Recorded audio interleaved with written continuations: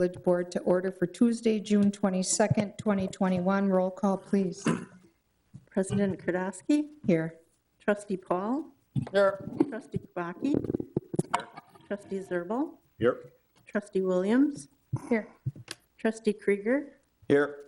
and Trustee Flukie is excused. Please stand for the pledge.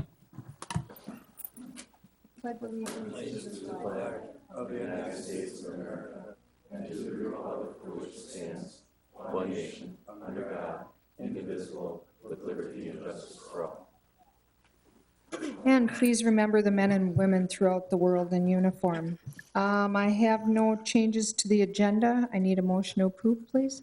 So moved. Second. Motion and a second to approve the agenda as presented. All those in favor say aye. Aye. Opposed? Motion carried. Number 5, action on open and closed minutes from May 25th, 2021. Move to approve. Second. Motion and a second to approve those minutes. All those in favor say aye. Aye. Opposed? Motion carried. Number 6, comments from the public must be limited to items not on the agenda, must state your name and address, limited to 5 minutes. The board's role is to listen and not discuss the item. Personnel issues cannot be discussed nor individuals named, and the board is not able to take action at this meeting. Anybody who would like to talk on items not on the agenda? Okay, moving on. Number 7, promotions of public safety supervisors. Chief Buell. All right. Thanks to the board again for allowing us this time to recognize our new supervisors. I would like to call up Denny Staven. Come on up, sir. So because of a retirement on the department, we had some opportunities for advancement. And the first process we had was the captain's process. Denny Staven, prior to coming here, becoming an officer, Denny was a part-time fire inspector, paid on-call firefighter EMT for the village of Ashwaubenon. In 2018, Denny joined the POC program with the village of Howard Fire Department and is now a part-time lieutenant there. Denny was hired as a public safety officer on August 18th of 2003. June 1st of 2020, he was promoted to lieutenant, where he served just a short time, just over a year. So that's moving up fast, young man. Well done. And so we are honored to promote him to captain as of May 21st of 2021. Sir, congratulations. Thank you. I'm now going to call up Wade Woodkey. Wade, come on up.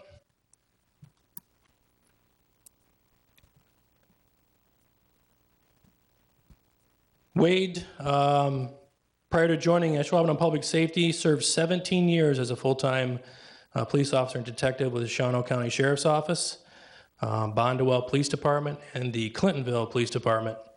Wade was a crisis negotiator, a dime team coordinator, and also a town supervisor. Wade also served 23 years as a firefighter with the Bondwell Area Fire Department. On March 21st, 2016, Wade was hired as a public safety officer. Wade completed the paramedic program at NWTC and began practicing as a paramedic on July 13th of 2020. On May 27th, 2021, Wade was promoted to lieutenant on A shift. So congratulations to Wade. So I wanted to take this opportunity before the swearing in to personally thank both of these gentlemen. Looking forward to working with them in a supervisor capacity. They showed excellent professionalism throughout the promotional process, and I know, as well as the command staff knows, that they're going to do a fantastic job for us. So congratulations again. Come on up.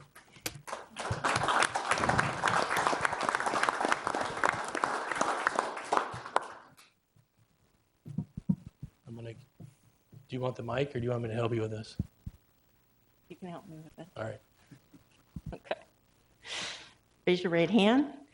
I do solemnly swear I do solemnly swear that I will support and defend the Constitution of the United States I will support and defend the Constitution of the United States and the Constitution of the State of Wisconsin and the Constitution of the State of Wisconsin against all enemies, foreign and domestic, against all enemies, foreign and domestic, that I will bear true faith and allegiance that I will bear true faith and allegiance to the Constitution of the State of Wisconsin, to the Constitution of the State of Wisconsin, that I take this obligation freely that I take this obligation freely without any mental reservations without any mental reservations or purpose of evasion, or purpose of evasion, and I will well and faithfully discharge the duties and I will well and faithfully discharge the duties of the office of the Public Safety Officer for the Village of Ashwaubenon, of the office of Public Safety Officer with the Village of Ashwaubenon, acting to the best of my ability.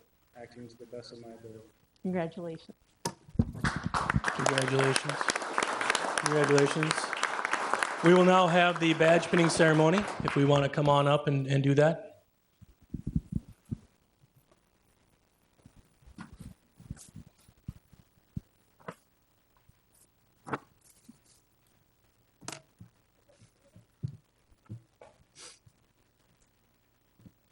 All right, we got 2 people up here at once, so we can not have so much pressure on this one, so go ahead.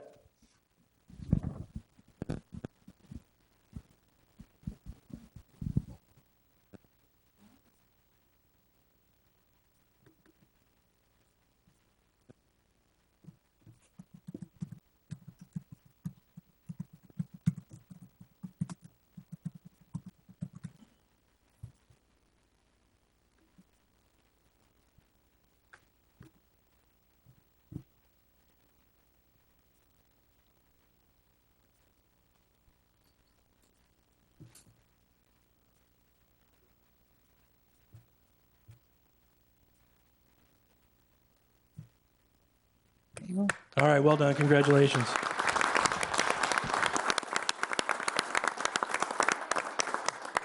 Congratulations, guys.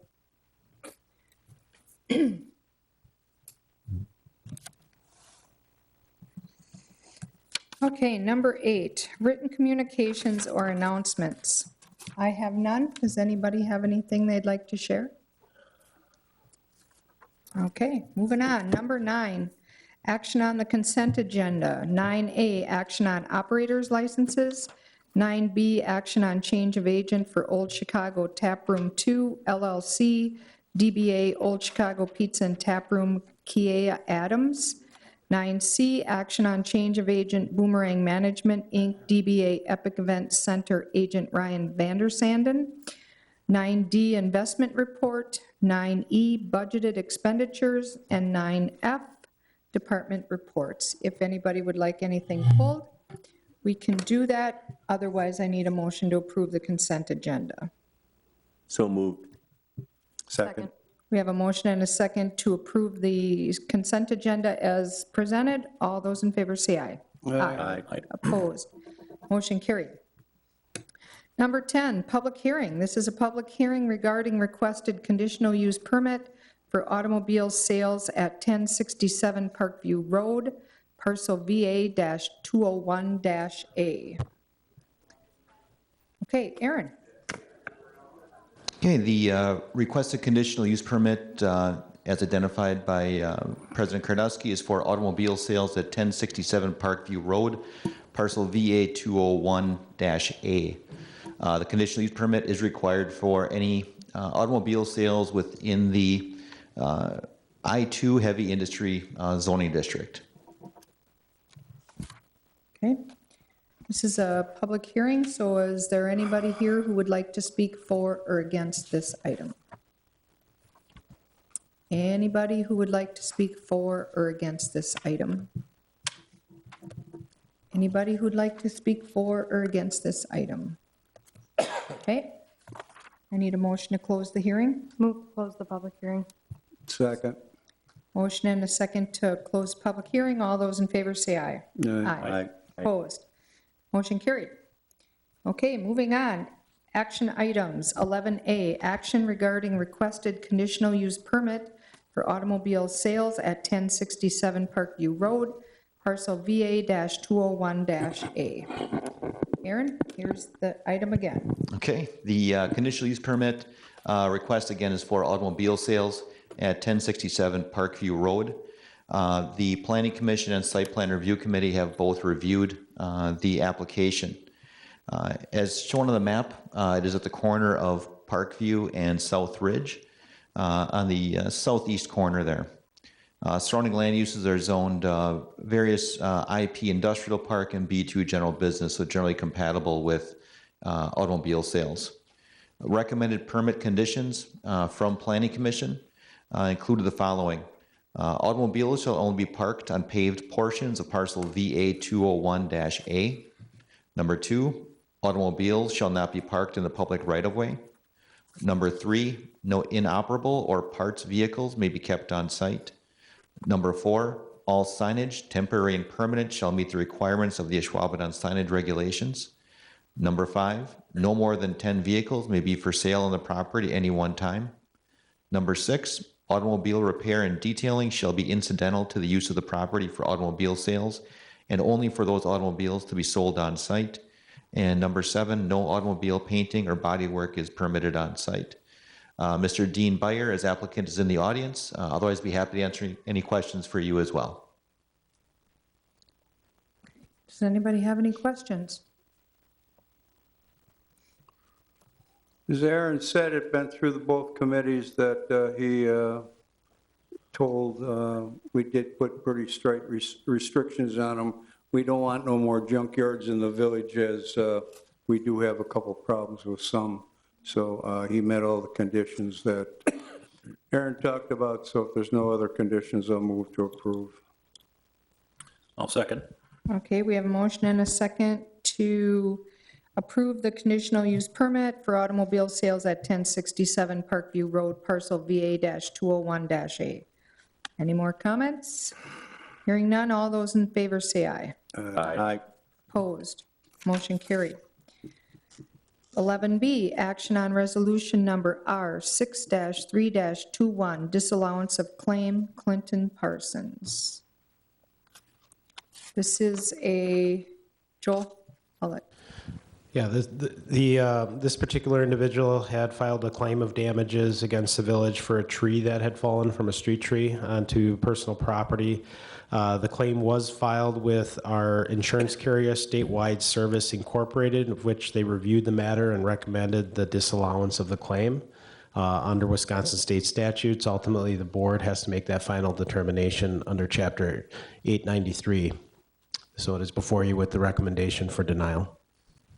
As this is standard protocol and procedure, I'd made a recommendation to disallow the claim as presented from Clinton J. Parsons, resolution number R6-3-21.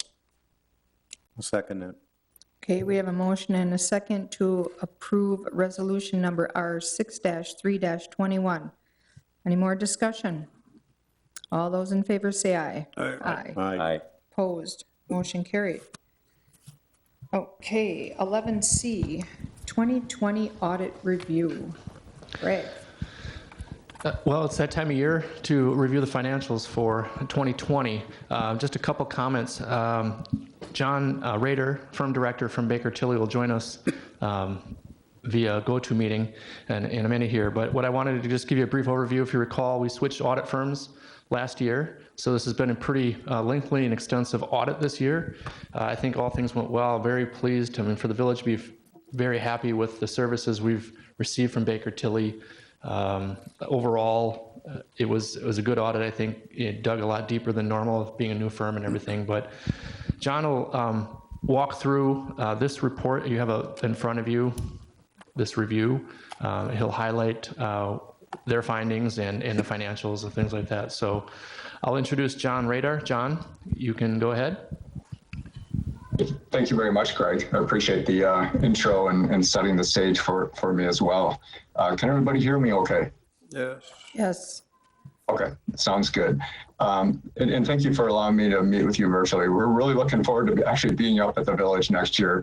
Not only as a first-year audit, as Greg just noted, but doing it virtually because of COVID presented some additional challenges. So I want to echo what Greg said. There was a lot of effort put in on both sides. It's always the case with a new audit, and it went extremely well considering all the challenges that we had to go through. And here we are presenting it in the finals. So thank you very much to Greg and everybody else at the village for working with us so closely.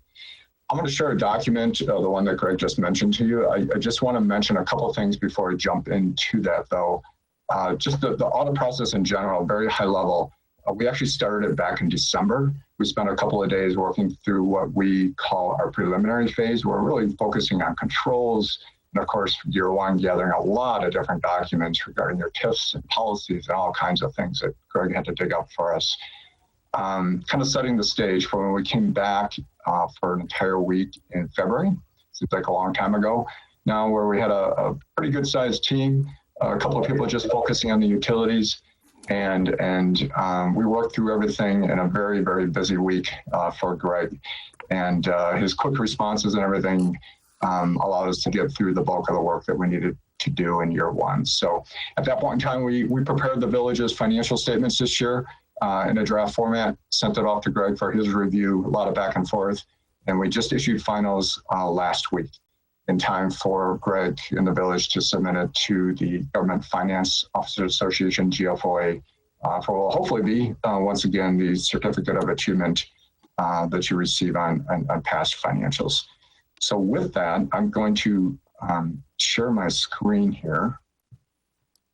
If I can be given the authority to do it. Thank you. Okay, can you see that document on my screen? Yeah. Okay, good. And as Greg mentioned, you should all have a copy of this too. I won't hit on every page of this. You have it electronically perhaps, and it looks like maybe the paper format too. But a few things I want to touch on within this that gets at the audit itself. And at the end, I'm going to walk through the numbers for the year. If you have any questions as I go through this, please let me know. That's one of the reasons I'm here for that. On page 5 is the first one I'll mention. One of the main reasons you hire an external CPA firm is laid out here. But that one that I've highlighted here, that last bullet, is we issue an audit opinion that's in the very front of the financial statements, just 2 or 3 pages. And that's what the granting agencies, the banks you work with, the holders of your bonds are looking for, is that you received an independent auditor's opinion on your financial statements. And we've issued that, and we issue what we call an unmodified opinion, or otherwise known as a clean opinion on your financials, which means that they're prepared according to generally accepted accounting principles, or GAAP. And these days, that's about 90 different rules that have to be followed. They don't all apply to the village, but many of them do. And so that's a high bar that's been set out to achieve, and the village has once again achieved that. Then on pages 10 and 11, these get at some of the internal control items that came up during the course of the audit. And these are not unusual, especially in year one, with a different set of eyes on things. We're going to probably take note of a few things that perhaps haven't been pointed out in the past. And I won't walk through each one of these. We've talked in length with the village, particularly Greg, about these kind of going forward. They kind of fall in 3 different buckets when we have these internal control items. At the probably most serious level, I guess you could say, which are actually very, very common. I'd say 95% of the governments that we audit have what we call material weaknesses, basically controls that are either deficient or not in place that could result in a material misstatement to your financial statements. We don't have any of those for the village. We do have some other items in here, though, that fall into those other buckets, significant deficiencies. They're just control items, control deficiencies. Most of these are related to segregation of duties because of the size of the village and the staff. And in no shape, way, or form are we recommending you go out and hire more people or anything like that. But these are areas that on this page and the next page that are general in nature, and some are more specific, such as on page 11, that the village can definitely,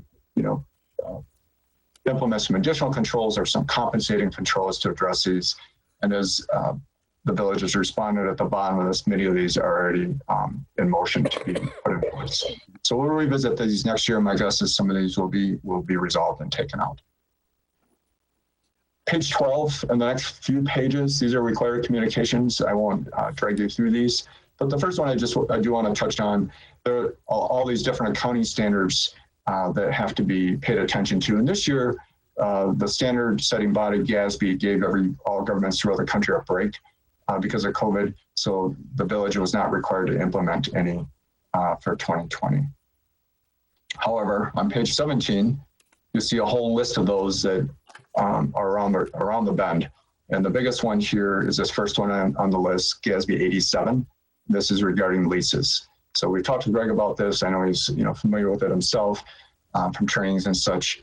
But this is going to be a big deal for a lot of governments, and we'll work closely with the village to make sure that you're ready for this in 2 years. So for your 2022 audit, and some others that will likely apply. Probably not all of them, but others in here that will apply as well.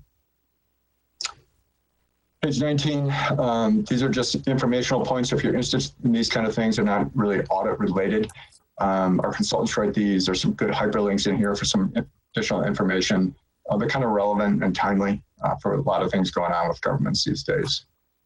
The rest of the audit team, I of course don't do it myself. I'm just a small piece of it, but here's the rest of our team that was involved in the audit, and give them credit as well. So with that said, I am going to talk about the numbers.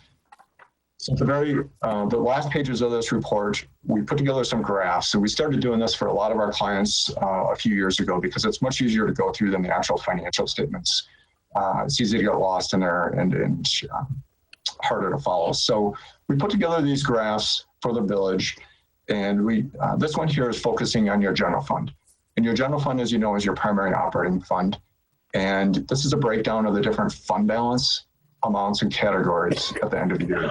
In a governmental fund reporting, you can have up to 5 different categories. The village has 3 of them. And so I'm just going to explain what each one of these are. At the bottom, I'm going to start at the bottom. Non-spendable is exactly as it sounds. These are items that are in your fund balance or equity that are just like it sounds. It can't be spent. So these are driven by the accounting rules or GAAP. It's nothing done internally. It's like some of these other ones.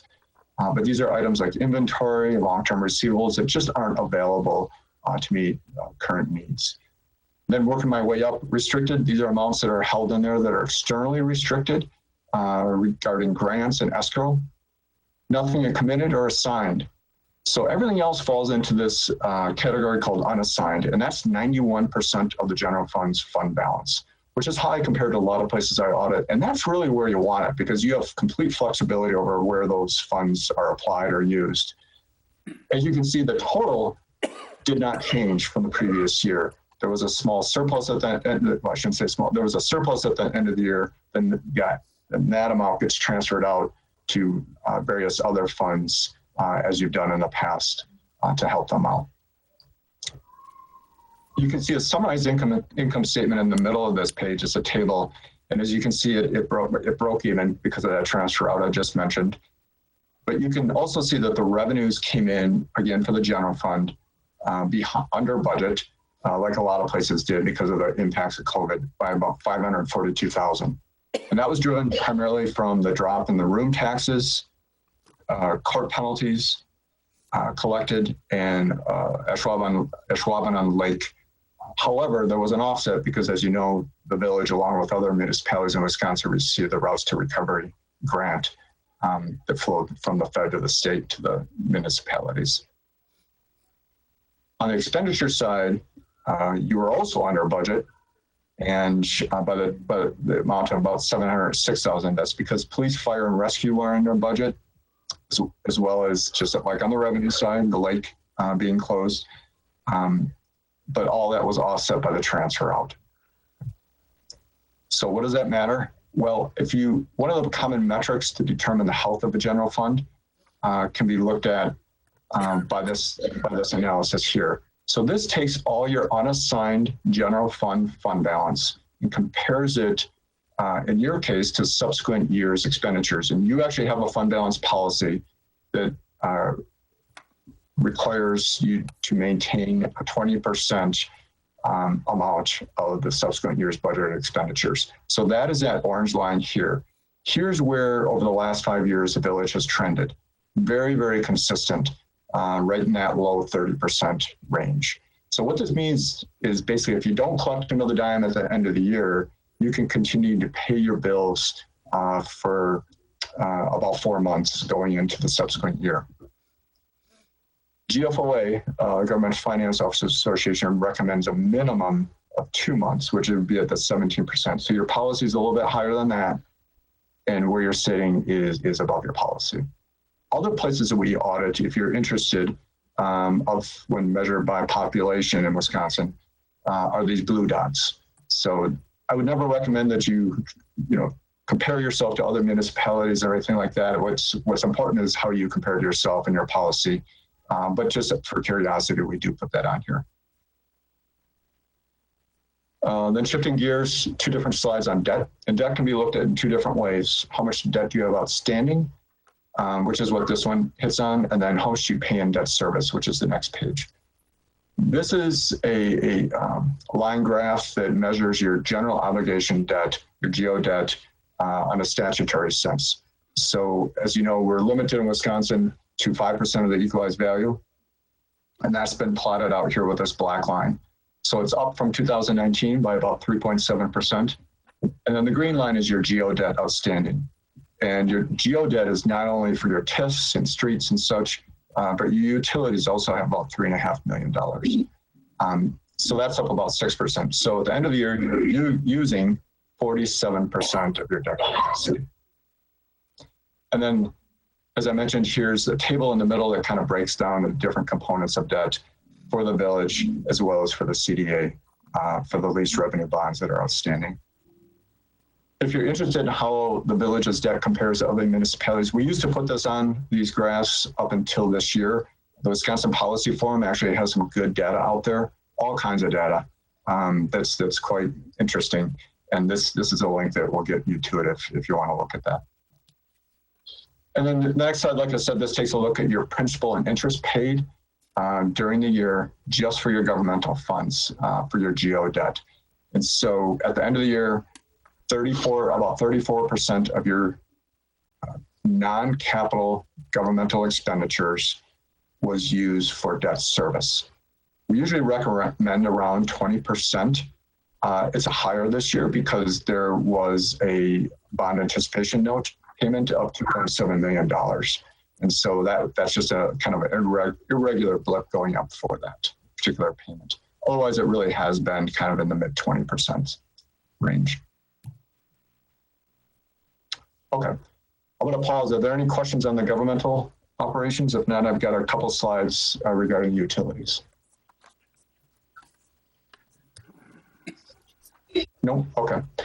The water utility fund is the next one here. And this is another line graph that plots out the green are your revenues and the black are the expenses over the last 5 years. You can see the expenses are really consistent. They've been right around that $4.7, $4.8 million range. The revenues did fall off this year, mainly because of a decline in the commercial usage, the volume, again, because of the impacts of COVID. This is not uncommon. We're seeing this at a lot of places this year. Because of the drop off in revenues, you can see where the actual rate of return was this year. It was a negative 7%. The PSC, Public Service Commission of Wisconsin, sets your authorized rate. It's a regulatory rate of 6.5%. And I know that the manager on the audit, Ryan O'Donnell, mentioned that you're currently evaluating your rates, revisiting that. So that is because of the revenues dropping off. That is why you have a negative rate of return this year. A couple other metrics to give you an idea of the health of the water fund. One is your unrestricted reserves. This is basically your unrestricted cash compared to your expenditures. And it gives you an idea of the number of months of unrestricted cash on hand. So generally you want to shoot for 1 billing cycle. It's, consider liquidity. So that would be anywhere from 3 to 6 months. And you're above that. The water fund's above that, 7.7. And you can see where it's been, again, for the last 5 years. So no concerns there. And the last thing on here is a measurement of the capital that has been financed through earnings versus debt. And generally you want to shoot for 50% or higher that's coming through earnings or equity, and you're at 82%. So again, well above that, which gives you additional capacity to issue debt if needed. For the sewer, kind of the same set of data. You can see there was a corresponding revenue decline here as well due to commercial volume. Expenses are pretty consistent, but you can see they did cross paths this year, which again is not unique to what we're seeing at other places. The unrestricted reserves, you can see is at 9.7. That's been very, very consistent over the last 5 years. And your investment in capital goes 100% because there is no debt in that fund. And lastly, the stormwater fund, green line represents revenues, very consistent, which is what we almost always see for stormwater funds once you set that rate, unless it changes. And the expenses are up a bit this year for some maintenance projects, but that's kind of the concept. You build up that cash over 3, 4, 5 years, and then it gets used for capital purposes. And that there was some of that going on this year. But overall, the unrestricted reserves are still very strong, sitting at 23 months. So it's definitely well positioned. And again, no debt. So it's all your capital is through earnings. Any questions on the graphs or the numbers or anything else I just hit on? No. No, okay. No, I have no questions. The only thing that I would like to say is I would like to make everybody aware that Trustee Fluke is on the call from where she is. So I just want that noted in the record. That's all I had for this evening, unless there's anything else. Again, I just want to reiterate how happy we are to be working with the village, how well things went working with Greg and everybody else. And we're looking forward to being up there later this fall. Does anybody have any questions for either Greg or John? No, I think it was a great audit, Greg. John, thank you so much. It's great first year audit, so. Yep, thank you. Yeah, thanks.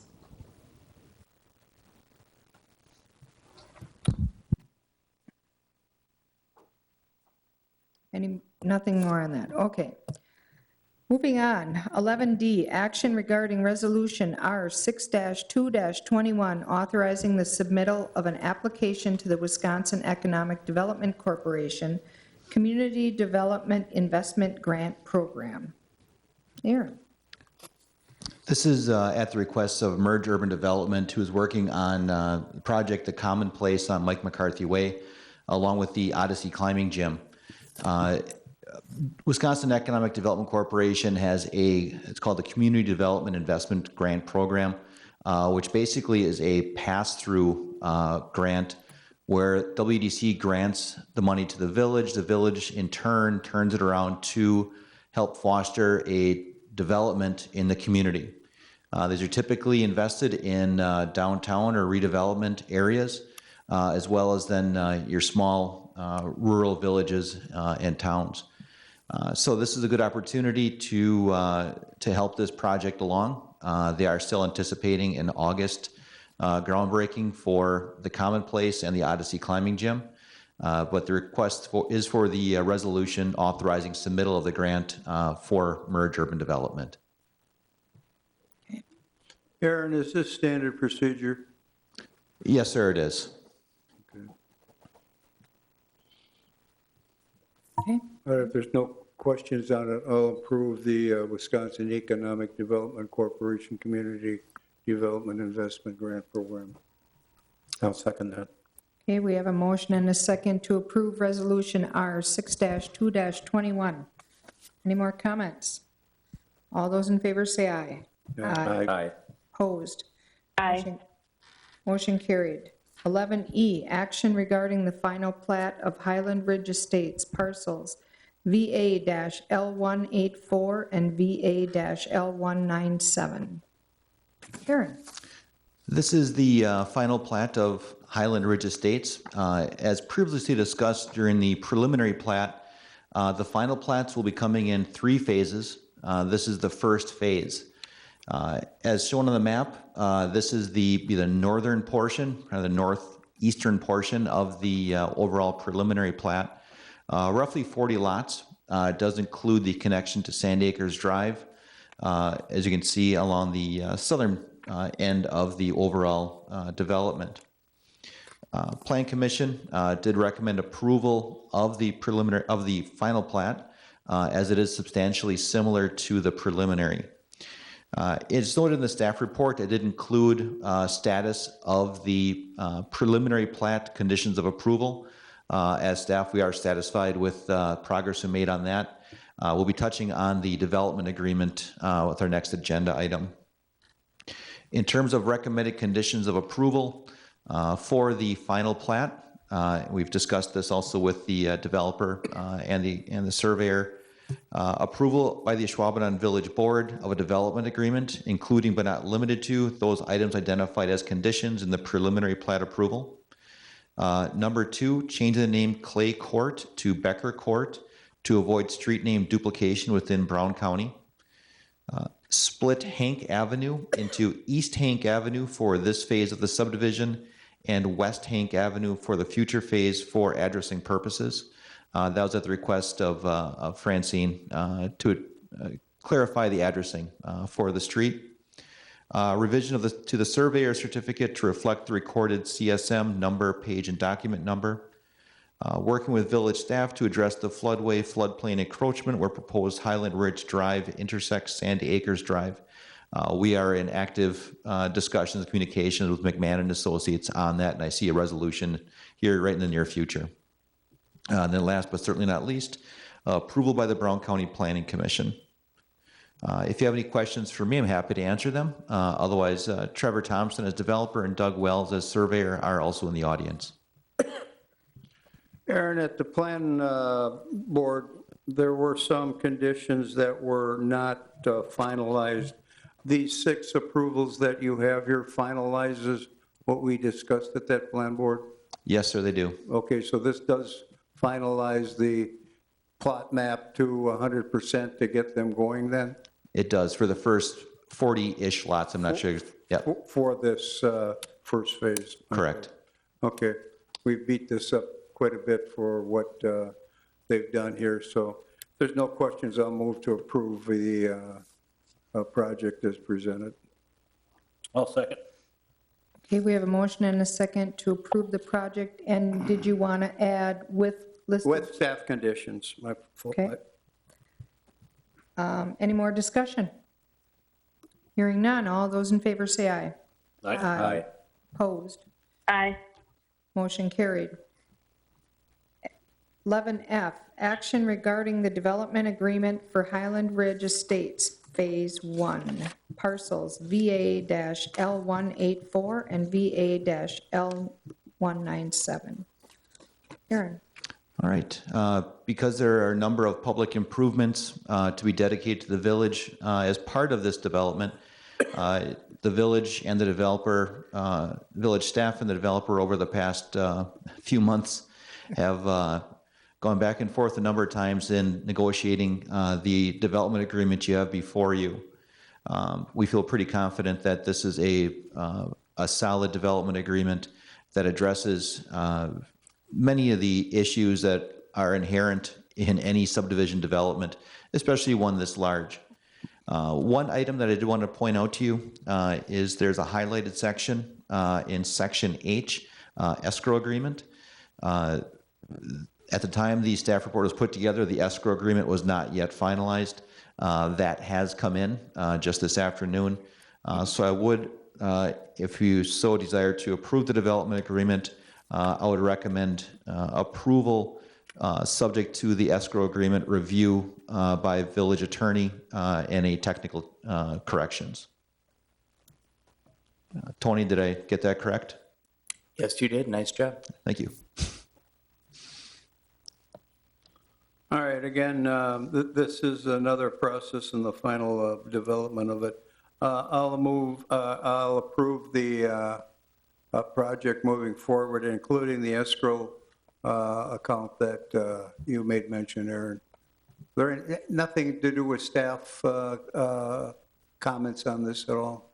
No, just that escrow agreement review by Tony. Okay, all right. I'll make that motion. I'll second it. I have one question, if I could. Sure. For in the improvements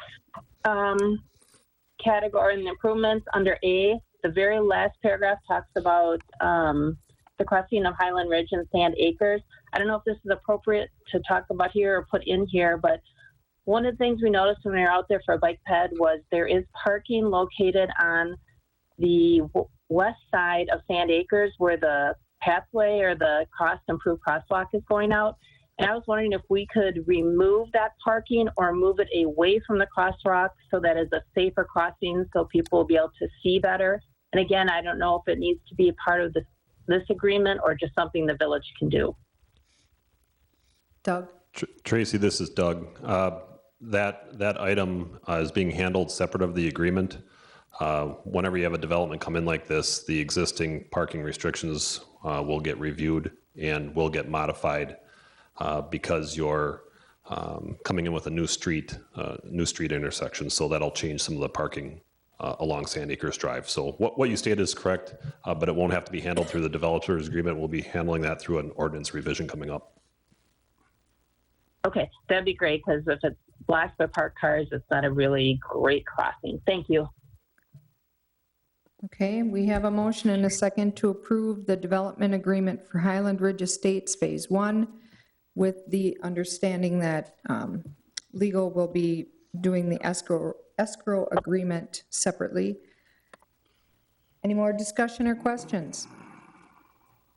Hearing none, all those in favor say aye. Aye. Aye. Opposed? Motion carried. Thank you. That was a long time, like Aaron said, this has been a long time coming, and it's good to finally get this done. So we need you to get going, Trevor. Yeah. Okay, 11G, review and action regarding the award of the 2021 bituminous planing and paving contract. Doug? Good evening, everybody. What you have before you is our annual paving contract funded through the general fund. This year there are two additions to the paving contract, one of them being the Alden Station trail paving, should that move forward this summer.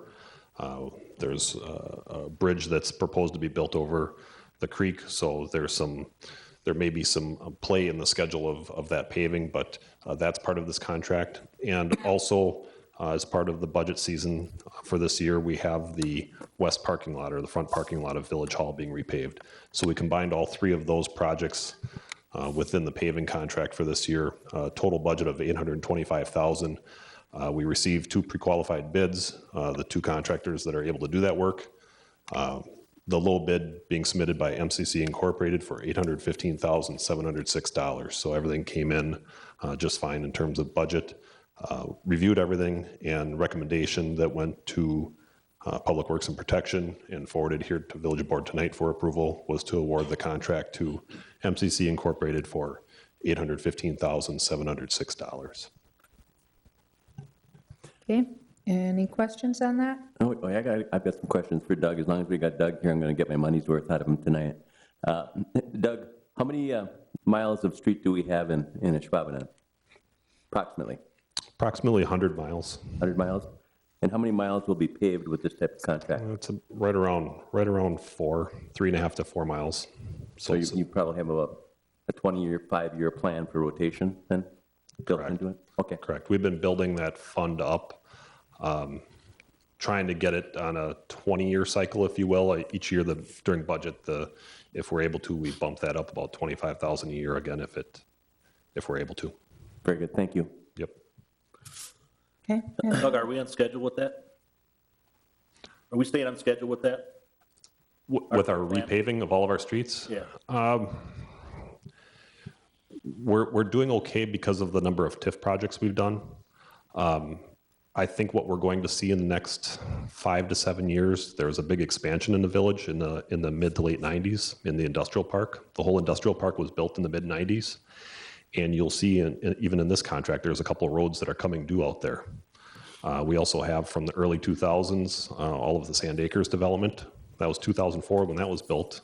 You put 20 years onto that, that's 2024 to 2029. It's the village has grown in that 25-year window.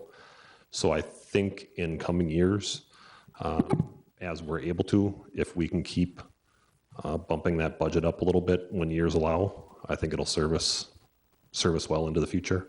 We're holding our own right now, but I think there's going to be some roads coming in the future that we'll have to catch up on.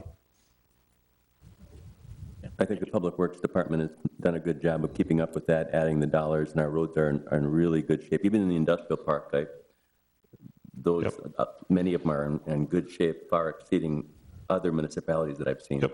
Yep. Yeah, everything's sitting well. Like I said, we've been able, the board is pushed some money in there when they've could, and then again with our TIF projects, a Cormier Road is an example of Mike McCarthy Way. When you redo those roads as a TIF project and they're put in concrete, well, that takes that mileage off of repaving immediately. So that combination has helped keep us going well the past few years. Okay, any more discussion? I need a motion to approve. So moved. Second? Second. Okay, we have a motion and a second to approve the awarding of the 2021 bituminous planing and paving contract to MCC for $815,706. All those in favor say aye. Aye. Opposed? Aye. Motion carried. 11H, review and approval of Resolution R 6-1-21, approving the Village of Ashwaubenon review of the 2020 Compliance Maintenance Annual Report, CMAR, pursuant to WDNR 208 Compliance Maintenance Resolution. Doug? Everybody wishes they had as exciting life as I do, huh? Boy, these are two exciting ones for you tonight. What we have here, and it corresponds nicely with what Greg presented tonight with Baker Tilly. The DNR, since 2006, requires a resolution be passed that basically the community looks over not only their technical operations, but their financial operations of their sewer utilities. In some communities, those operate separately of one another. Here at the village, they all fall under one roof. So when it comes to budget time, we review all of the utility budgets here. As you saw in the audit, the utility audits are all completed here. So that review and that resolution and this requirement by the DNR is easily met because we do that all under one roof. There isn't a separate entity, if you will, a sanitary district that's running things that reports back to the village board. We do it all right here. So for the 2020 season, didn't have any major technical or financial issues of note. Knock on wood, there were no large backups or anything in 2020. Everything went just fine. So with that, the resolution is before you tonight for approval. Doug, this is an annual one, if I remember right, that comes around. And through the past years, you've had no problems with it at all? That's correct. We've had a couple of years where there have been power outages at lift stations, if you remember a few years back. And I remember them real well. We've since put emergency generators at all those locations, so that helped take care of that issue from a number of years back. We had just had a portable generator. Now each unit has its own backup power. Okay. So things are sitting pretty well at this point. All right, I'll move to approve the compliance maintenance resolution. Okay, do I have a second? I'll second. I have a motion and a second to approve Resolution R 6-1-21. Any more discussion? All those in favor say aye. Aye. Aye. Opposed? Motion carried. 11I, action on EMS billing rates. Chief? Okay, thank you. This was brought before Finance and Personnel as well. We have not revisited our EMS billing rates for approximately 7 years. So we use a company called LiveQuest to do our billing for EMS. And annually, they put together cost comparisons for us and for other area cities as well as De Pere, Green Bay, Kaukauna, Manitowoc, and Two Rivers, who also provide the same services. So In doing that, we noticed that we were below the average for these areas, and we are recommending that we raise our rates for both resident and non-residents as described. If you take a look at the sheets provided, the basic light support service, the advanced light support services are all below the average, and LifeQuest is recommending those all be raised as per outlined in the sheet.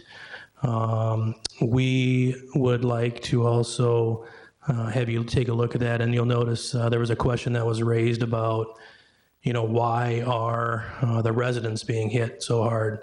And it looks like, based on what we can tell, while we don't have a definite answer in that maybe that was suppressed a little bit from previous years. I don't know for sure, but it's been 7 years before this has been brought before the board. And so that's what we're asking. I'm happy to answer any questions, but I think that based on how things are going as far as time, materials, costs, expenses, that we raise our rates up to the recommended rates per LifeQuest suggestions. Chief, has it been 7 years? It doesn't seem that long since we've been through this. According to LifeQuest, it's been since August of 2014 since we've changed rates. Cripes, time flies when you're having fun. Yeah, when you're older like that, and it flies by a lot faster. Is that what happens? Yeah. The fuzziness starts coming in? Yeah. Okay. I really don't have a problem in raising these rates. It brings us up to standards like the chief says. We do provide good service, and I'm not hearing anybody grumbling about the service from the safety committee, so. Just one question, Chief. Any history on insurance companies paying this rate or paying a percentage? Do you have any background? When I first came on here, I was told that we only recover about 50% of the money from insurance companies for whatever reason. And so even when we're raising the rates, we're still not recovering all these amounts. So I think it's vitally important that we continue with those standards, make sure that we're keeping up with our expenses in order to be able to recover what we can. Very good, thank you. I can add a little bit to that also. Nick Kozlowski, EMS Service Director for Ashwaubenon. One of the recommendations that LifeQuest was making that we go to a fully bundled package. And I guess what that does is it doesn't itemize a lot of the disposables that are used. And that will, in turn, insurance companies will be less likely to fight the charges or squabble over things, is what their recommendation was to do that. So if we go to the fully bundled, I think there'll be less issue with insurance companies paying. When you get those claims and the insurance does whatever they do with it, pay it or pay at a reduced cost, doesn't that come back into the individual to pay the remaining balance to get your full amount? Yeah, I'm sure that it does, but that doesn't always necessarily mean that we get the payment. And if we do, it could be years down the road before we get that. Is that right? Okay. And that was one of my questions. I was wondering, do we have any idea what we have on the books of outstanding payments in this area? That's something we'd have to look up to find out. Yeah, it would just be interesting to know what that number is. I think the rates have to go up. Costs keep going up. But I'm just curious as to, okay, is this just going to make it be more money that we have sitting there yet? But yeah, I would hope that the insurance companies would be keeping up with it. Is my hope. That's everyone's hope, I think. So Correct. Well, I think too, it's such a diminished rate that we get from Medicare. Yes. That really costs a lot of outstanding debt. You're not going to get rich in Medicare payments. No. I've got the chief alluded to a comment that was made at a committee. That was the comment I had made, was the residents seem to be getting dinged pretty hard on this. And I was just, the question out of curiosity to me was, at that committee meeting was why is this going up so much for residents, not quite so much non-residents? Couldn't quite get a clear answer, but maybe on the board here, for people that have been on the board for quite a while, it was somebody thought it was possible that back then it was a thought process of maybe it was kind of worked out that way on purpose. Are we getting away from that philosophy, first of all? And second of all, I agree these rates need to be adjusted, but having this survey done, are they taken into account? We're a pretty unique village here in the aspect that on a day-to-day basis, we've got a, what do we have, population of 17,000, but it grows to, you know, on a daily basis to 40,000. 40,000. Are we going to take that into our thought process here as far as keeping this reasonable to our residents? And I'm sure from the last time the audit was done or the survey was done to now, that probably has even, that gap has probably even grown, I would think, from resident to non-resident on a daily basis being here. And do we want to follow this completely as is here and really ding our residents as heavy as what this is telling us to do? If I may, I think that's one way to look at it. I think that what we're trying to do is to bring everyone up to about the average of the locations around us as well. I will tell you, I looked up and we did find out that, you know, our residents versus non-residents, our residents comprise about 66% of this compared to our non-residents. So, you know, that does equate to obviously 2/3 of our billing cycle and how that affects those. But I would say that, yes, while it looks like the residents are taking a little bit bigger of a hit for this, it is just bringing it up to basically the average of our communities as well. Okay, that's good information, because I wasn't aware, you know, what percentage. That's good information right there. That makes more sense. Kind of brings it into perspective a little bit more. Yep. Thank you. You're welcome. When I looked at these and, you know, like the chief said, that this brings us to kind of the average of very close to what the other communities around here are. I understand what you're saying, Chris, with keeping the residents rate down. Yeah, like I said, I've got no problem. We've got to make sure that, you know, we're with everybody else in line with what we do need to charge for our services. But with the information chief just gave, as far as how it's dispersed, resident, non-resident, it makes sense. I guess one other question I'd have, because of the age of a lot of our residents, when they can't pay the 50%, you know, whatever, obviously, like we've said, Medicare doesn't pick up much. I can see this number as it's getting higher and higher. It's going to be difficult for our residents to pay that. What is the outlet for them? Is there a process where they can appeal, where they can go to a state fund to actually recover this money instead of it coming directly out of their Social Security, which isn't going up at any rate that we have here? Is there any sort of a relief? The only thing I've really seen is if somebody does make that claim to LifeQuest, LifeQuest will then contact me to like under a hardship request or indigency request. And then we kind of take those on a case-by-case basis, and we'll either look at reducing the fee that was outstanding. I will say we don't get those a lot. I probably get 3 or 4 of them a year, so like 1 a quarter. But that is the only recourse that I've seen personally. I guess the important thing is that there is a course of action that somebody can take that, if they just can't pay it. Right. Okay, does anybody want to make a motion?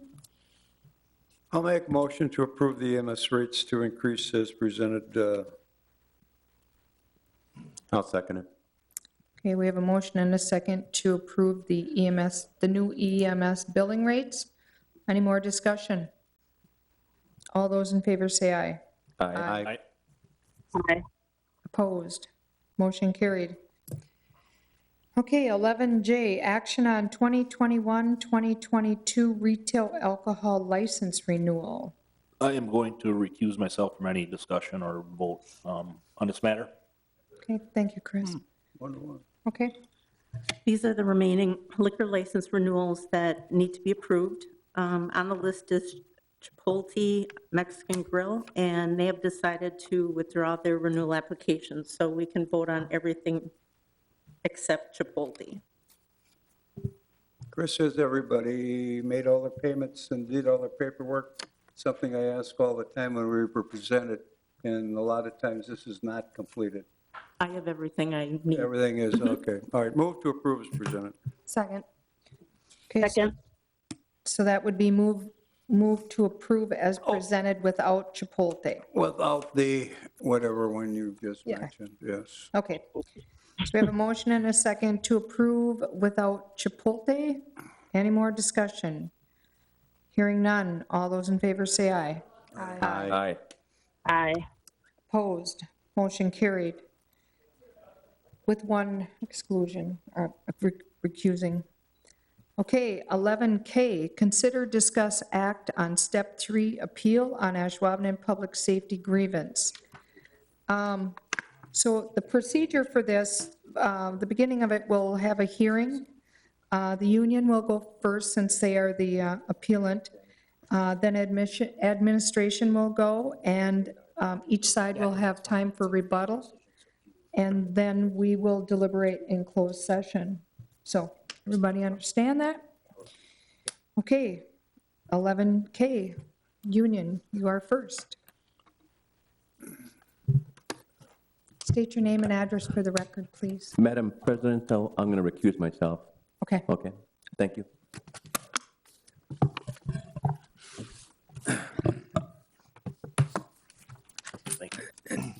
Yeah, perfect, yeah. I don't know. I don't know if I have.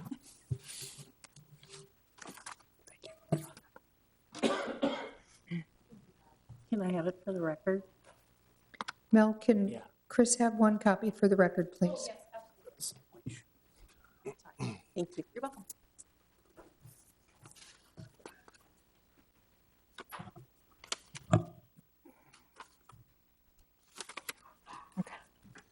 First, I just want to say thank you. We had an opportunity to be before the village board last month, and due to schedule conflicts, we were unable to make that, excuse me. And I just want to say thank you on behalf of the association for allowing us to present tonight and just hearing us out this evening. So thank you for giving us the extension and presenting before you tonight. The village board in the past has also recommended or basically requested that we bring the grieving officer before us. Officer Teskey is with us tonight. He'll present and basically give you his side of the details as well shortly. Just some quick background on the grievance that's before you tonight. In the fall, approximately October of 2020, the department changed its pursuit policy and basically was issued to its membership. So prior to the change in October of 2020, we had an open pursuit policy. For those of us that have been with us for a long time, you could pursue for virtually anything given the right circumstances. It could have been a seatbelt at that time. The department, along with the state directives and everything else, has changed that policy, and probably rightfully so. When that directive or when that policy change was issued, there was no training issued at all to our officers on that change. So it was simply an email that basically came out. You acknowledged that there was a policy change, but no training was presented with that. In December 20th, I believe, if my dates are correct, we have an officer get into a pursuit from Motel 6 here in the village. So Officer Teskey becomes part of that pursuit, is requested for assistance. It's important to note that he did not initiate that pursuit. He's requested for assistance along with multiple other officers from the village. There's a total of 5 officers, including the supervisor, that are involved in that pursuit, Officer Teskey being one of those officers. After that pursuit had concluded, a review was done and basically policy violations were found. During that time, which is a little bit confusing, but 2 of the association members were issued a letter in their personnel files. The letter basically specifically states that we are, and it is in your packet as well, I'm sorry. So it's the issue the employee counseling of January 25th is what we're looking at. So that employee counseling on January 25th was basically presented as an education piece, simply saying, listen, there's not been any education put out on this. And the bottom statement actually in that form specifically states this is not discipline, cannot be used as discipline, etc. And additionally, it's important to note, of the 5 officers actually, and I can't speak on behalf of the supervisor that's involved in the pursuit, but of the 4 association members that are directly involved in this pursuit, 2 of them get this letter in their file.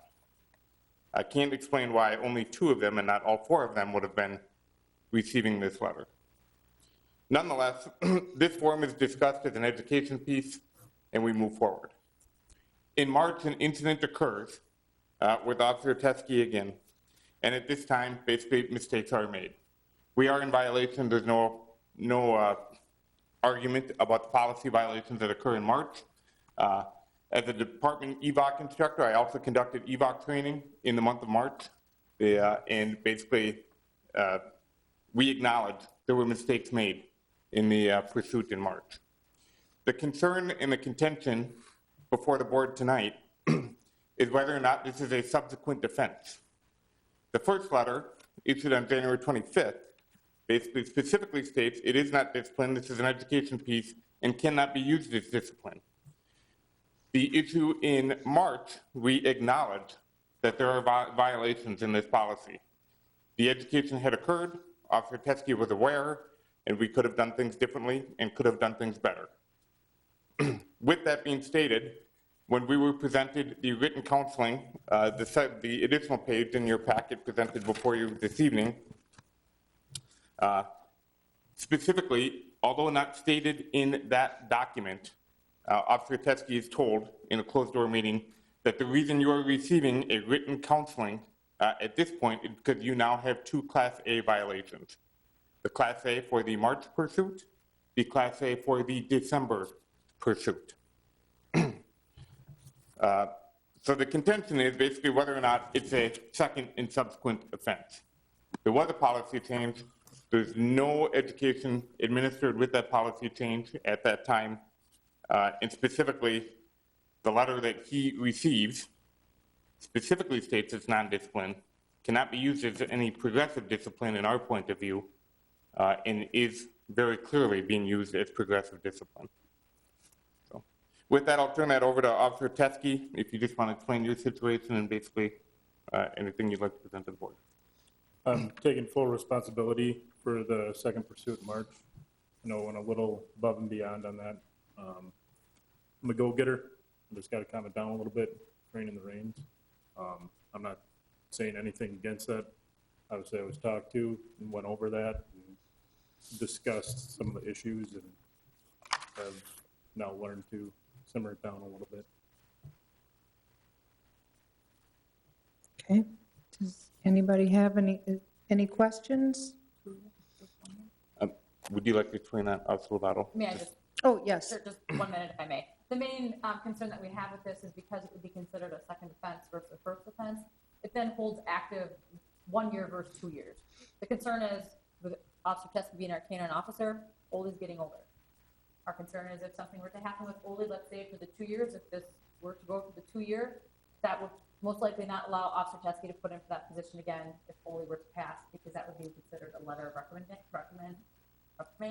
So that's the other concern that we have behind this, with that first one being counted, even though it's clearly stated that it was non-disciplinary. Okay.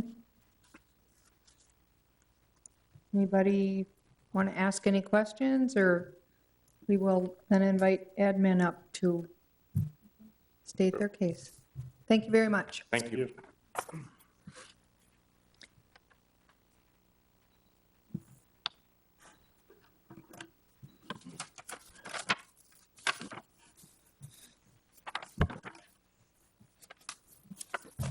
We're not going to stand.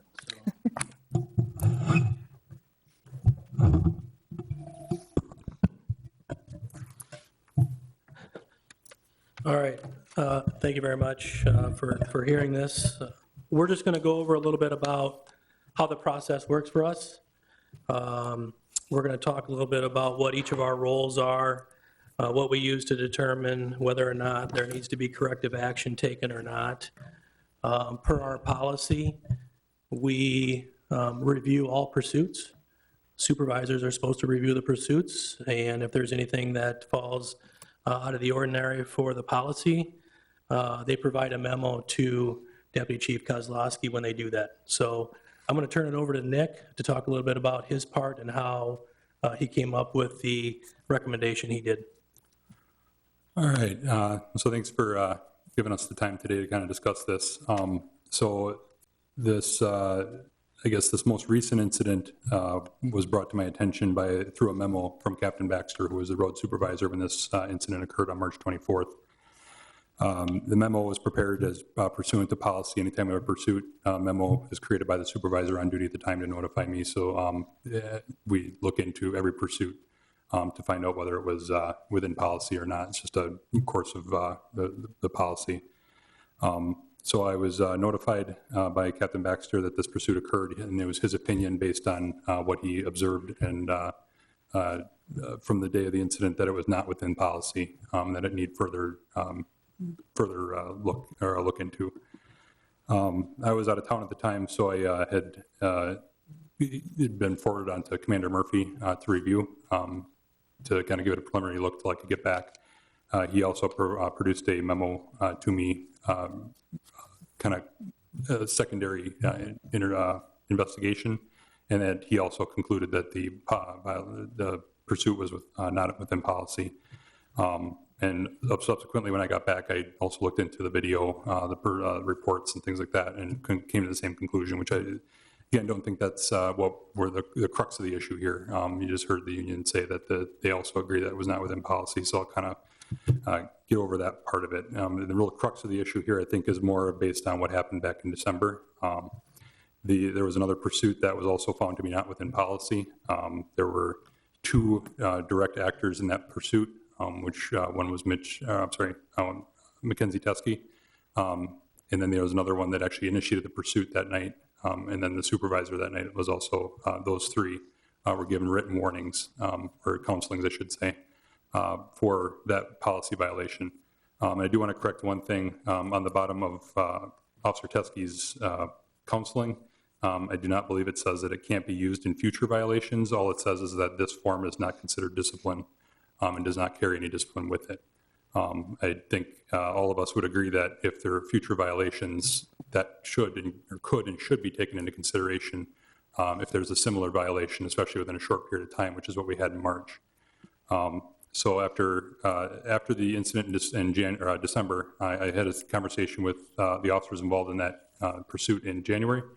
And during that conversation, we went over what the changes were, and I agree that the union was correct. We didn't actually provide any formal training for that change in the pursuit policy, and that is on me, that we should have probably provided some kind of guidance on that, since there was some changes made.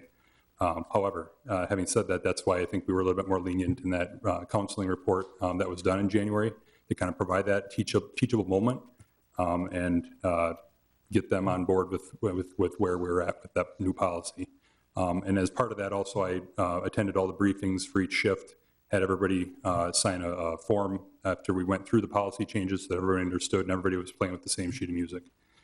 So that was done in January. So fast forward to March.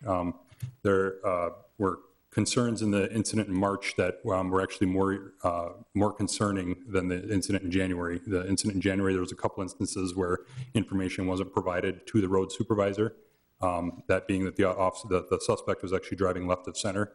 That happened on 2 different occasions, and that wasn't relayed over the radio. In the incident in March, there were stop sign violations, the vehicle driving through yards, speed, things like that, that were not put over the radio, which actually were worse than what the initial incident was in December.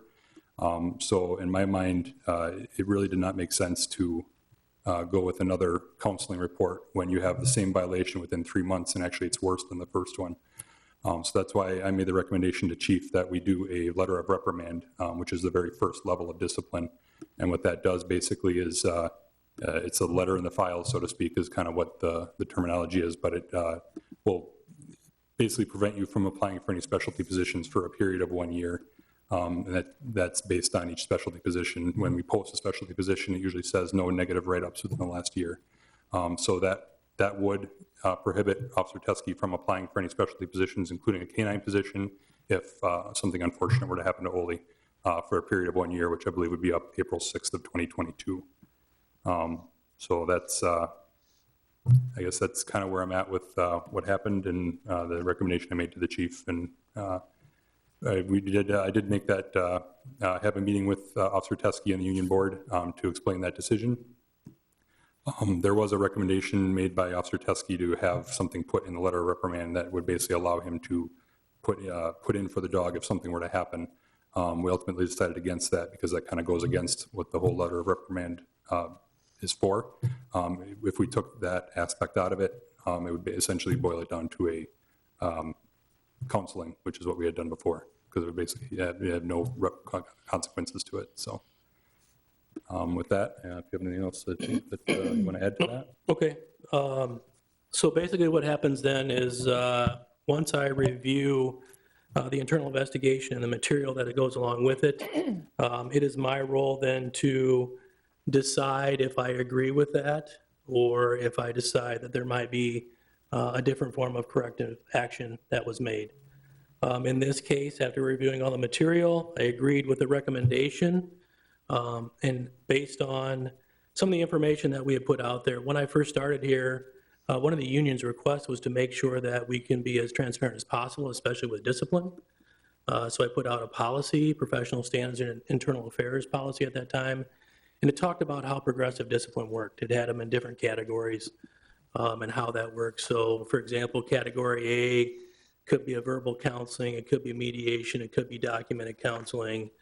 And then if you had another infraction within a year, that would bump it up to category B, which could be verbal counseling, mediation, documented counseling, or a letter of reprimand. So that's kind of how we moved on with the progressive discipline in this case.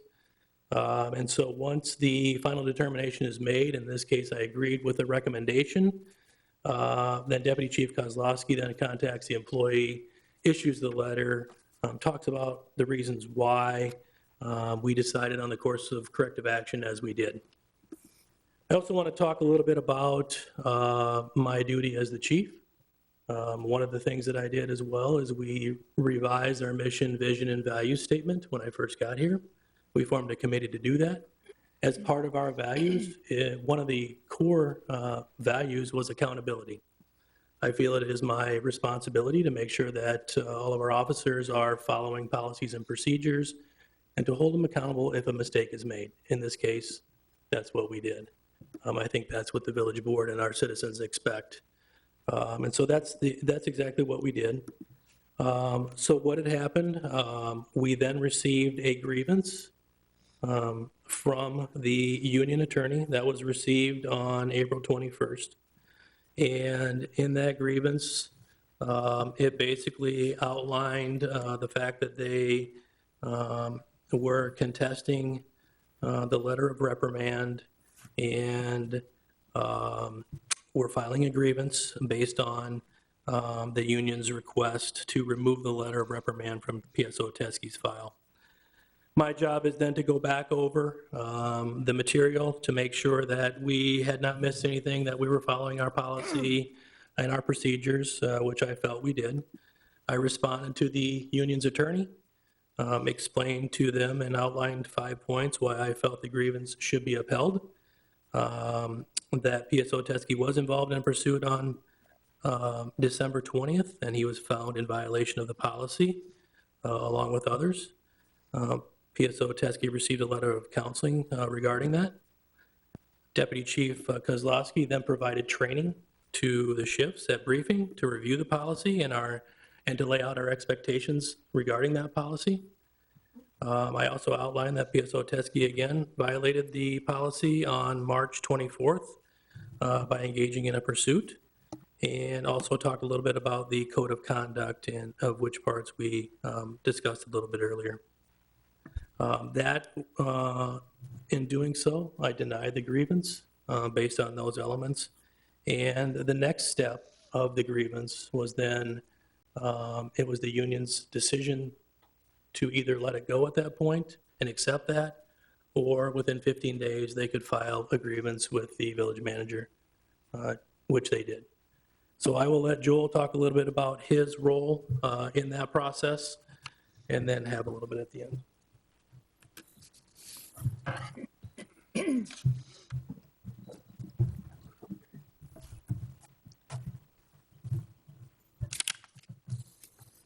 Good evening. Thank you, members of the board.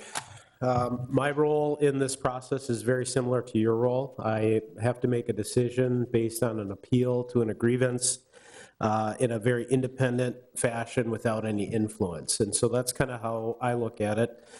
Generally speaking, grievances, whether they're formal or informal, ideally are going to be resolved at the lowest level within the organization. So either between the employee and their direct supervisor, or potentially within the department head. Part of my role, as I mentioned, is to conduct an evaluation of the disciplinary process, the discipline that was provided, the reprimand, and then weigh in independently, again, without influence as to how I see it from an outside perspective. As Chief Ewell had indicated, I had received an appeal to the determination that the chief had made regarding the grievance on April 28th. That was provided to me by the union attorney, Aaron Halstead. From that decision, I needed to respond within 14 or 15 calendar days, and I met that time frame with a response on May 5th. As I mentioned, I conducted my review independent and without influence, and conducted it, in my opinion, rather exhaustive and thorough. Part of my review included interviews with PSO Teskey, his road supervisor at the time of the incident under question, Tom Baxter, Deputy Chief Nick Kozlowski, and then I also spoke with PSO Craig Brock, who happened to be involved in the pursuit that occurred earlier or later in 2020. In addition to that, I reviewed a variety of records and details, of which you may have reports on. The employee counseling report from the incident that occurred on 12/20 of 2020, the letter of reprimand that was placed in PSO Teskey's file dated 4/6/2021. There are a couple of reports completed internally, an internal pursuit report, an internal investigation report from both the December incident as well as the March incident. The squad car was damaged as a result of the pursuit back in March, and so there were a variety of photographs taken of the damaged squad car. In addition to that, there was some damage to private property, primarily in the nature of turf damage from the active pursuit within private property. Those pictures were provided to me. In addition to that, I received audio communication between the officer and dispatch, as well as the road supervisor for that particular incident, as well as reviewed the dash cam footage of the incident so that I could see how active the pursuit was. In addition to that, I read incident reports from the officers that filed that particular case involving the individual that was suspected for retail theft.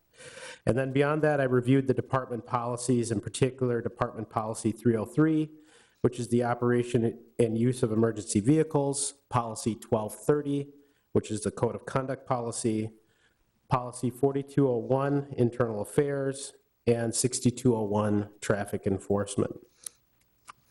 I did, again, deny the appeal for the grievance. My decision was based on three factors. One, that PSO Teskey was in violation of Policy 303, of which the union admitted and provided that admission tonight as well. In addition to that, PSO Teskey was fully aware of the department pursuit policy because he had been involved in a prior incident in which he was provided counseling for, that then also resulted in additional training to the department by Deputy Chief Kozlowski. And then a little different than I think maybe what has been discussed this evening from both the union as well as department command is it relates to the Code of Conduct Policy. So again, under Code of Conduct Policy 1230, there's been this conversation about category or class, whether this is a first-time offense, is it a Class A or a Category A, or should this be viewed as a Class B or Category B incident? And that is a matrix that was developed as part of the progressive discipline policy that's within that Code of Conduct. But any code of conduct or progressive disciplinary process will generally have escalators in it as well. So if you do something overly egregious as an employee, it doesn't just start with an employee counseling. You could go automatically to some type of disciplinary measure as it relates to maybe a suspension or even termination. So there are those opportunities for escalators. And so in looking at the discipline matrix within that policy, there's a section called performance of duties, and within within each of those areas, there's a category A, B, C, D, or E to reflect the severity of the violation to the Code of Conduct.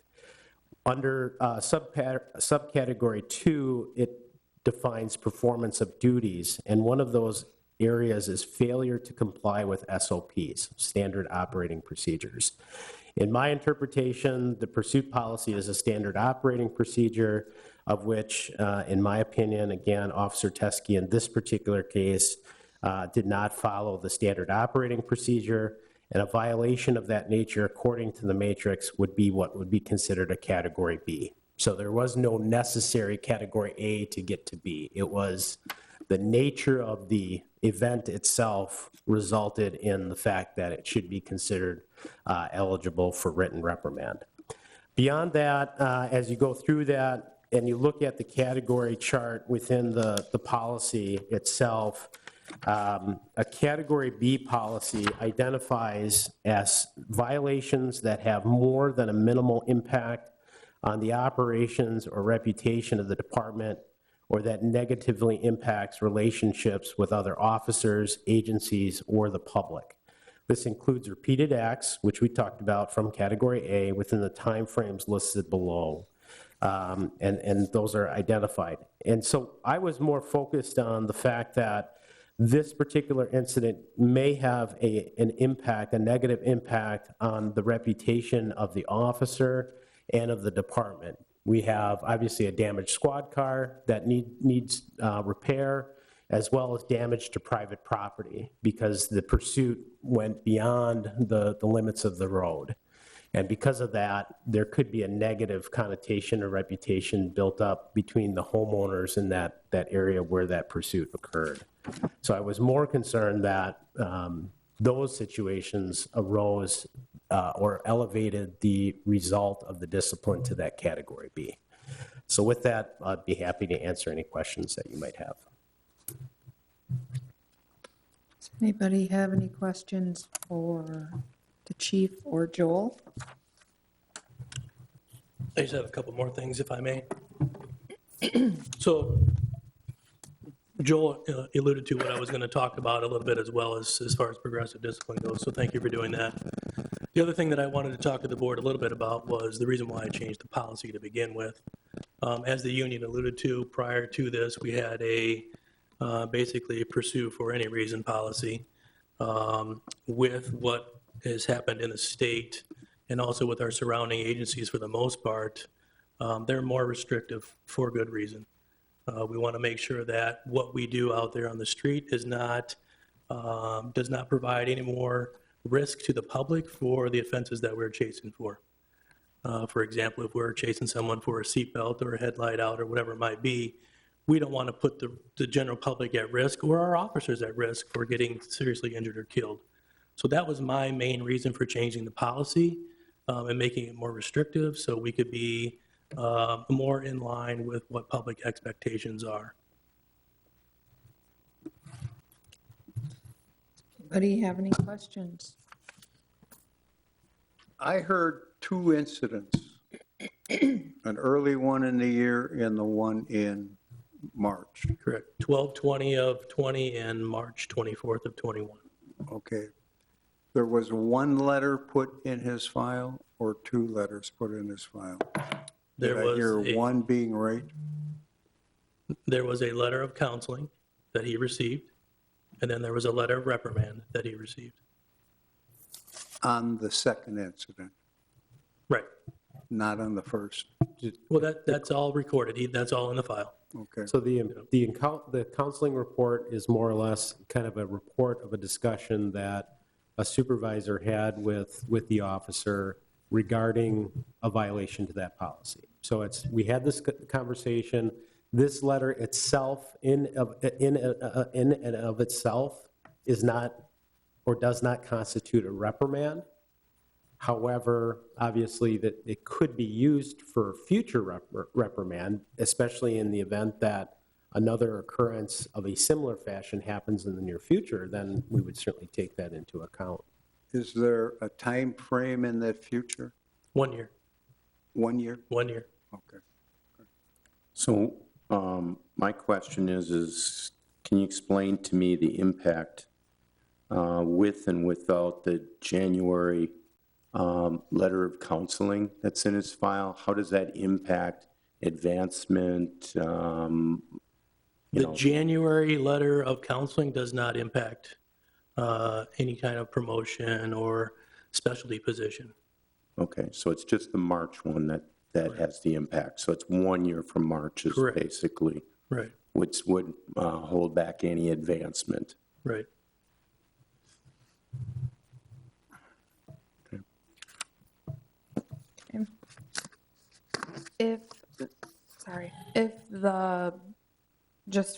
To get everything, if we were to go down a step, is it still 1 year? Well, the only thing that you go down a step is to a letter of counseling, for example. There's no restrictions then. Okay, so it's like, in my world, it's like a coach counsel type of thing, and Right. then a written warning. Okay, Yeah. kind of, yeah. Yeah, so I mean, this is the first step in the disciplinary process. This step carries with it some type of ramification for advancement. Yeah. Okay, thank you. Okay, does anybody have any more questions for admin? Okay, excuse me, would the union like to add anything?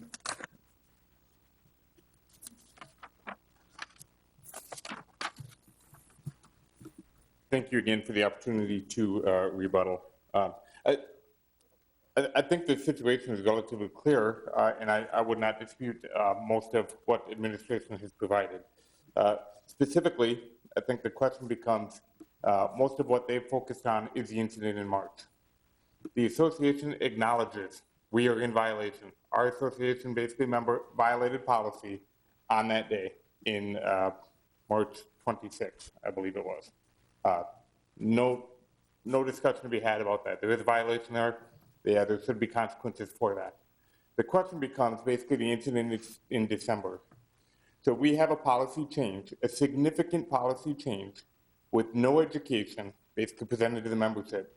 And during that policy violation, we acknowledge there's policy violations. He's following a direct, basically, there's a supervisor with them. He's following a directive from the supervisor.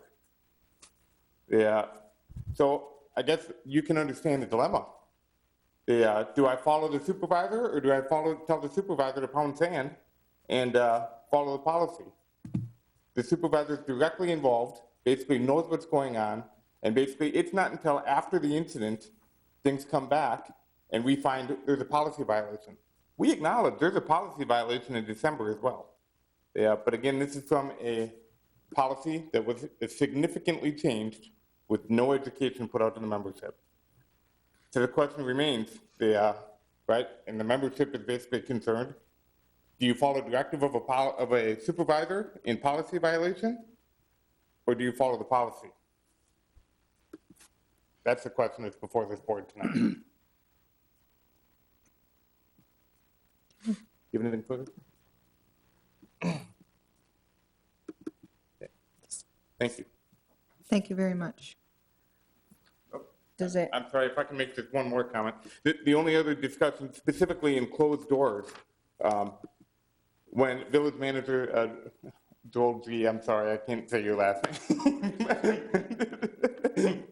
where the village manager had acknowledged that this could have escalated to category B all on its own for the March incident. This is the first time this association's been made aware of that, specifically in the closed door. He's told that you're receiving a category B offense because this is your second Class A. There's been no argument, there's been no contention previous to this made aware to this association that this is now a category B offense. So specifically, we've been educated this is a category B offense because it's a second Class A offense. Thank you. I'm sorry. Okay. Does administration want to add anything? Okay.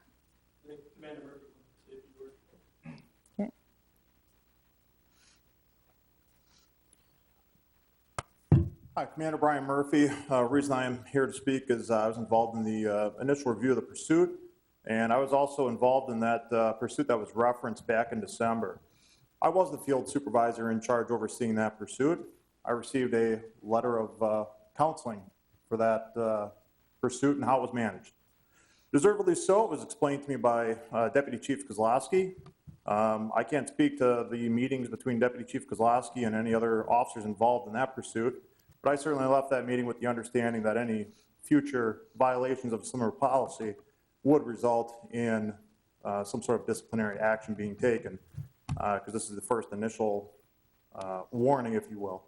That's how I interpreted it when I got my letter of reprimand back in, I'm sorry, my letter of counseling out of the December pursuit.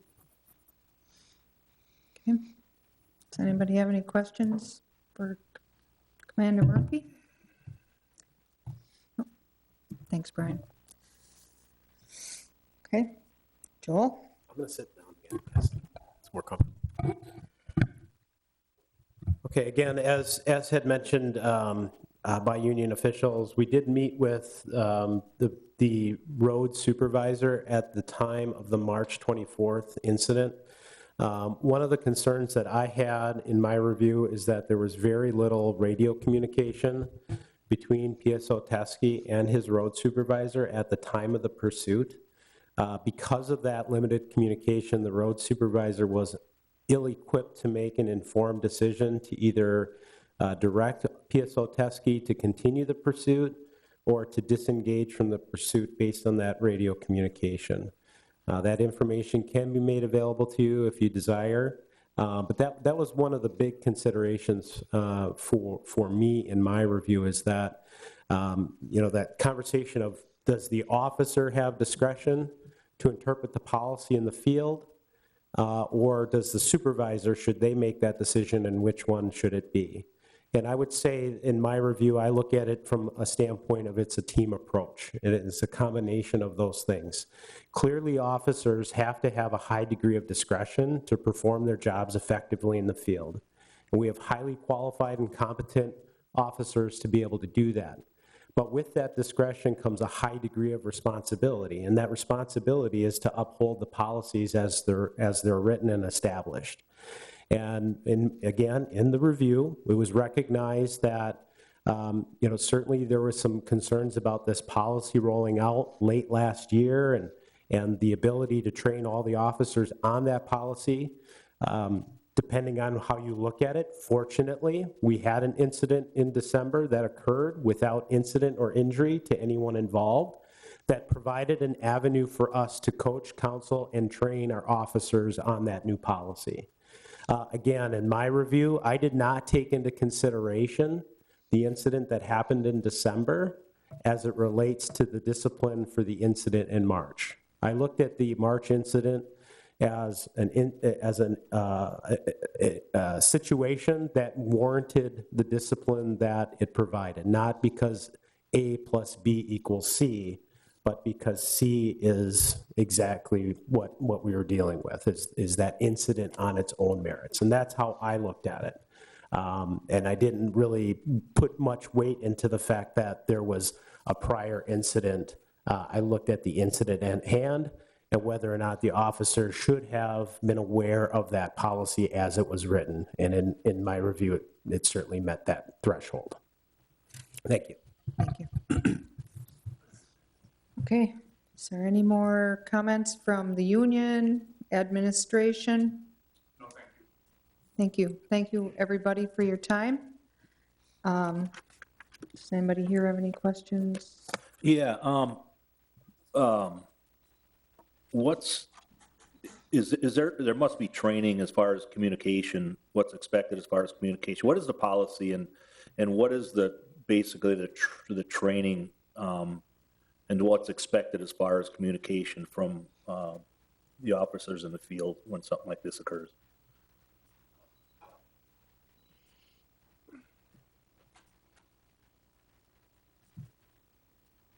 Are you talking about a pursuit in general? Yes. Well, one of the first things that is expected of an officer is that they call out that they are in a pursuit. Thank you. I was going to go off memory, so. That they're going to call off the reason for the pursuit. They call off the location and direction of travel.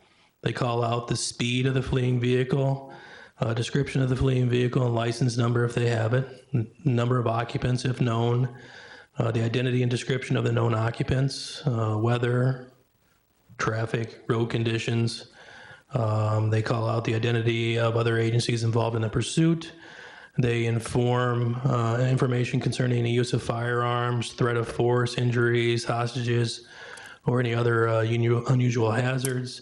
And they immediately notify dispatch when the pursuit is terminated. So one of the concerns we had initially from the initial pursuit, as stated, was some of this information as far as what the suspect was doing as part of the pursuit was not called out by Officer Teskey. And the same situation occurred again in the second pursuit. Some of the driving behavior was not called out.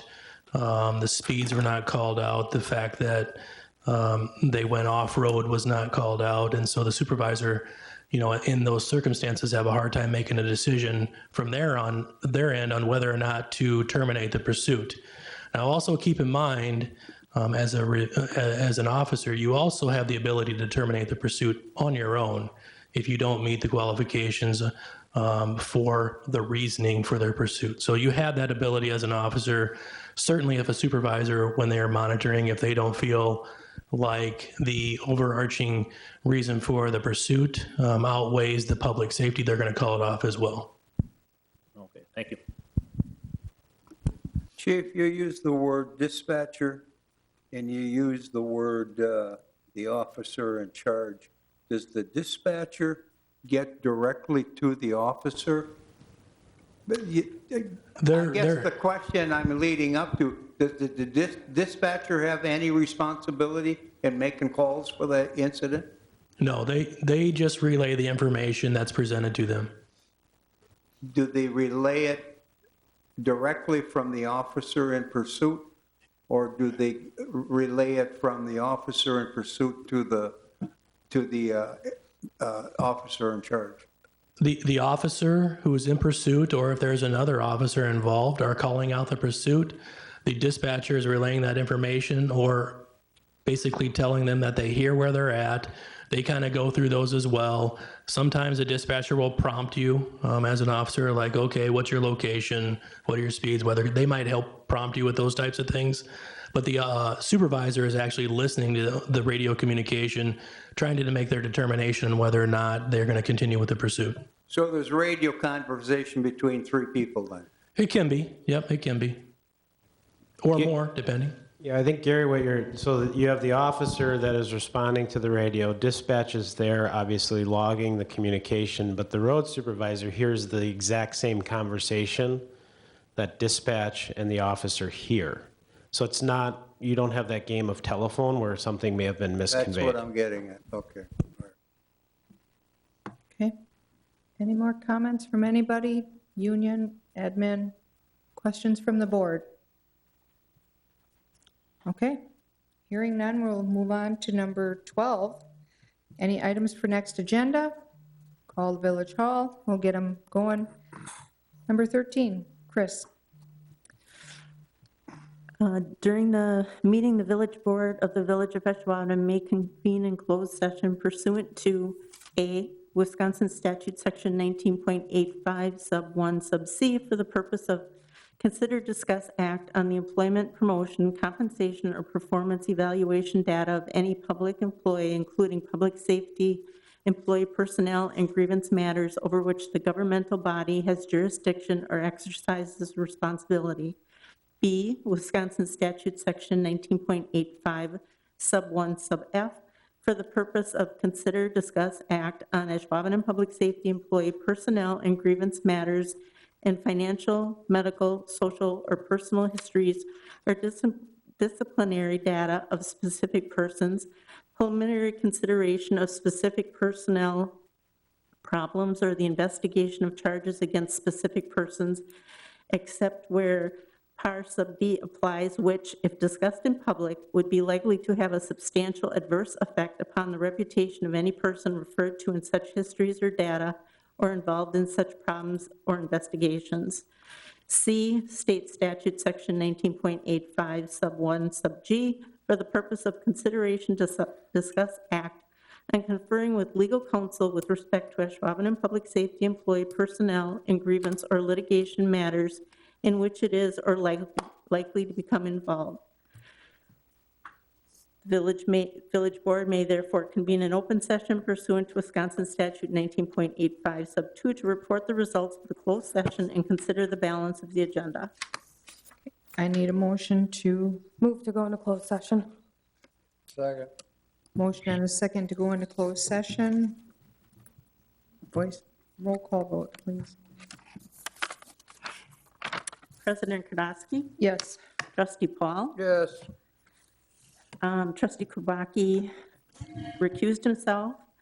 Trustee Zerbal? Yes. Trustee Williams? Yes. Trustee Krieger? Yes. And Trustee Flukie? Is she- Yes.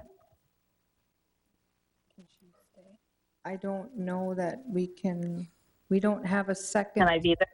We don't have a second line, Tracy, so I'm going to say probably are not going to be able to. Yeah. Do you have a cell phone, Tracy? I do have my cell phone. Hang on a second.